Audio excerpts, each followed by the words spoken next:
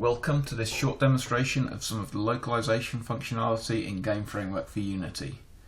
We start with a new project with the framework added and a new scene. So first we're going to set up some basics. We create a game scope game object where we'll place a game manager component. The game manager component contains information and settings about the global state of our games.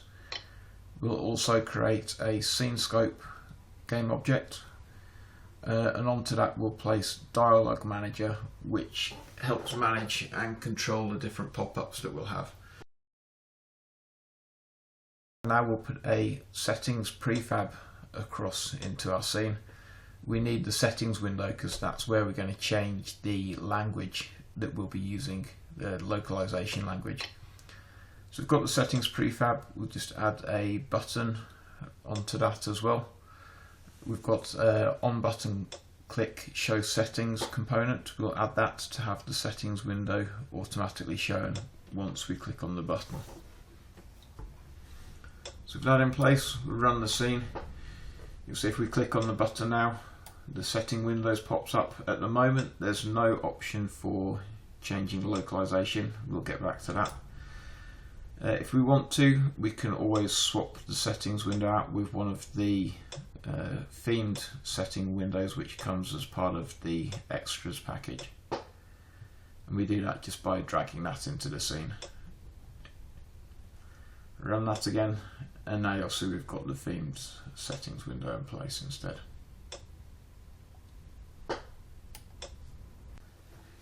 So now we have the basics set up, we're going to start creating our localization. This is loaded from a resources file. So we'll create a resources folder. We have an option create localization file. We'll choose that, and that will create a localization CSV comma separated value file. We'll open that in Excel. We'll add a secondary language, in this case Norwegian. We'll add a key which identifies the text that we want to localize. Give an English version, which will be the default. The first value is always the default, and we'll give a Norwegian translation. We'll save that out to a CSV file. Here we can add further keys, localizations, more languages as we see fit. So we've now got our saved localization file. We're going to go back to our button, add component, localize text. Yeah, on this one we have to make sure we add it to a text component because we're localizing text. So if we go to button text, let's do the same again. And we'll enter the same key that we put into our localization file, message.hello. So if we run that now, you'll see the button text is updated to the English localization. What we need to do now is to be able to change the language. So the language will be automatically picked up based upon the device settings. We'll also give them an option to change that, and by that we need to mention which languages we're actually supporting. In this case, English and Norwegian. If we run again, now that we've entered supported languages, if we go back to the settings window, you'll see those languages automatically come up in the settings window. If we change that to Norwegian now, you'll see the dialog text changes, and also our button text is automatically changed and updated to the Norwegian version. You might also want to provide buttons directly on your title page or front page that the user can click on to change the languages. This is really simple. In this case we'll just create two new buttons. The first one will be our English language. The second one will be Norwegian.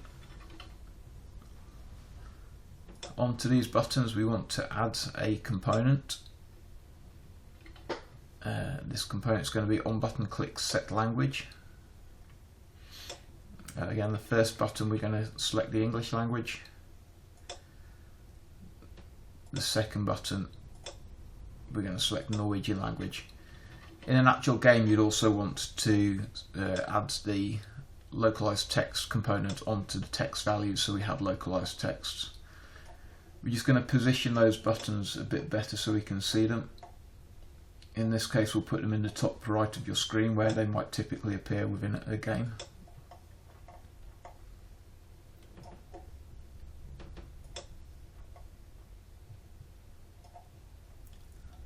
And then if we run that now, we'll see clicking the buttons changes the localization language for us.